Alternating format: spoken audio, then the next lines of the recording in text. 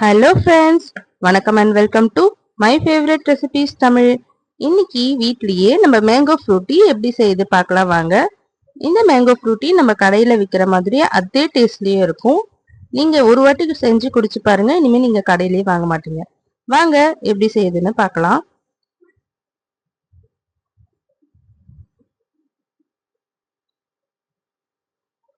நான் இன்னைக்கு ஒரு ஃபுல் மாம்பழம் எடுத்திருக்கேன். அது தோலை மட்டும் நம்ம நீக்கிட்டு இந்த மாதிரி சின்ன சின்ன பீசஸா நம்ம கட் பண்ணி எடுத்துக்கலாம். நல்ல பழுத்த மாம்பழமா எடுத்துக்கோங்க. ஒரு ஃபுல் மாம்பழத்தை எடுத்து அது ஃபுல்லா வந்து இந்த மாதிரி கட் பண்ணி எடுத்துக்கோங்க. நம்ம இந்த மேங்கோ ஃப்ரூட்டி செய்யறதுக்கு நிறைய இன்கிரீடியன்ஸ்லாம் தேவையில்லை. மாம்பழமும் மாங்காய் சர்க்கரை இருந்தால் போதும், நம்ம ஈஸியாக செஞ்சிடலாம். ஸோ மாம்பழம் எல்லாம் கட் பண்ணியாச்சு. இப்போ மாங்காய் வந்து பாதி மாங்காய் போதும் நமக்கு. ஸோ பாதி மாங்காய் தோல் எல்லாம் நீக்கிட்டு இந்த மாதிரி சின்ன சின்ன பீசஸாக கட் பண்ணி எடுத்துக்கலாம்.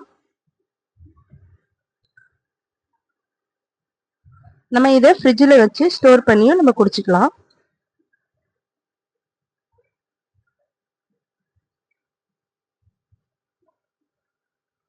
இப்போ ஸ்டவ்ல நம்ம ஒரு கடாய் வச்சுக்கலாம். வச்சுட்டு நம்ம அரிஞ்சு வச்சிருக்க மாம்பழம் மாங்காய் எல்லாத்தையும் வந்து வேக வச்சுக்கலாம். கொஞ்சமா தண்ணி விட்டுட்டு ஒரு அரை டம்ளர் தண்ணி விட்டு இதை வேக வச்சு எடுத்துக்கலாம். இது ஒரு 10 நிமிஷத்துக்கு நல்லா வேகட்டும்.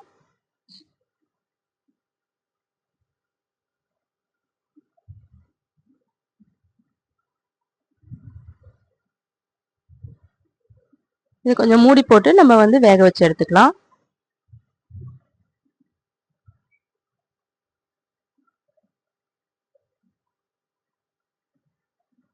இது நல்லா வெந்தப்புறமா நம்ம வந்து சர்க்கரை சேர்த்துக்கலாம். இப்போ வந்து ஹாஃப் குக் ஆயிடுச்சு. இது இன்னும் கொஞ்ச நேரம் நல்லா வேகட்டும். இப்போ நல்லா மாம்பழமும் மாங்காயும் வெந்துருச்சு பாருங்க. இந்த அளவு வெந்தப்புறமா நம்ம வந்து சர்க்கரை சேர்த்துக்கலாம்.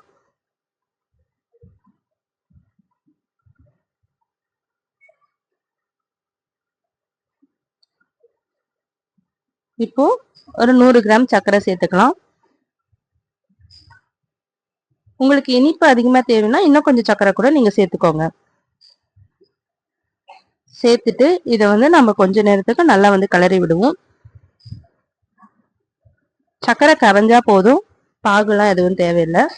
சர்க்கரை நல்லா கரைஞ்ச அப்புறமா நம்ம ஸ்டவ் ஆஃப் பண்ணிக்கலாம். ஸ்டவ் ஆஃப் பண்ணிட்டு நல்லா ஆற வச்சுட்டு இதை மிக்ஸி ஜார்ல போட்டு நம்ம அரைச்சி எடுத்துட்டு வந்துக்கலாம்.